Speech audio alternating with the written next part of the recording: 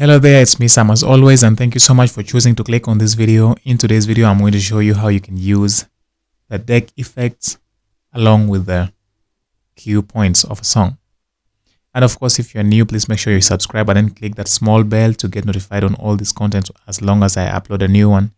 And if you've been there from the beginning, please stick around and let's get started.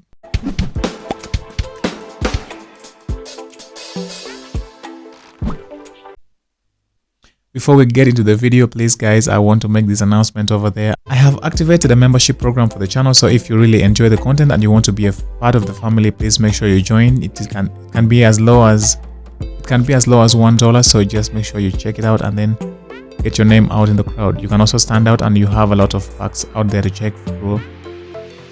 So I'm just going to show you the mappings right away. Let's just go to the configurations and then under mappings.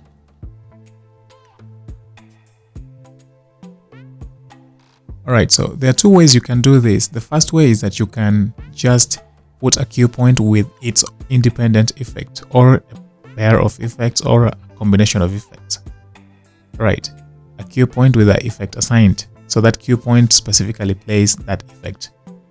And then the second way you can do this is you can also have the effects playing independently, just mixing within them and then going back to a cue point. So I'm going to be using 4 effects. I'm going to be using the filter, the deck filter. I'm going to be using the cut effect. I'm going to be using a reverb, and then I'll be using a loop out. So let's look at the first way. This is what I mean. This key or this letter on my keyboard takes me to a hot cue 1, right? I am specific enough. And then after that, it activates the cut effect. So that means the next time I click on this, let's say the second time I click on this same key, it's going to deactivate the same effect. So I click on it once, it will play from that cue point and then activate the cut effect. And then after next time, it deactivates the cut effect but still plays a song from that same cue point. And then this one here goes along with the echo. The first time you click on it, plays a song from that hot cue 2 and then activates the echo effect. But then if you click on it again, it will still play from that same cue point, but then the echo will go away. I've also said this for that hot cue 4 is going with the effect that is filter, although I don't show you about the loop out, but that's okay already. You already know what that does. So you click on it once to play from cue 4 with the filter active, and then when you click on it again, it will deactivate the filter but still play from the hot cue 4. That is what it does. The second style you can do this is by having the effects independently, like I told you. Let's say I have this. It only does a loop out effect, nothing else. And then this one only activates the filter effect. It activates and deactivates it, right? And then I have this for the cut effect. It activates and then deactivates it next time I press it.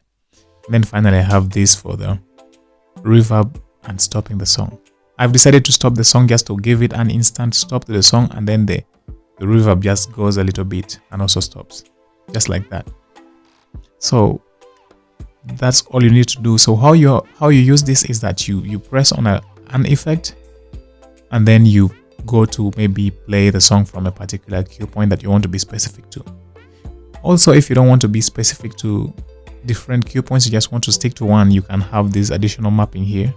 I have this, which first of all disables all the effects, and then it goes to a specific cue point 1, just like I was using in the beginning of the video. And then after that, it will play the song, right? So I can decide to press on this effect and then press on the next one and then play from this same cue point. Maybe I press on that and then press on the reverb and then still play from the same cue point, just like that. So you can be specifying cue point 2, cue point 3, and if you don't specify it, if you don't talk about the name of the cue point, then it will just take you to the most recent cue point. So I hope this video will help you on that. Just make sure you type the correct mappings and then you save them. And after saving, please make sure you practice doing that, because it's a really cool one just to help you stylize your mixes just a little bit. It's just a quick one, so make sure you really give me a thumbs up if you like it and subscribe to my channel if you're still new. And in case of any questions, please make sure you comment below. I'll be there to answer you, and let's see you in the next one.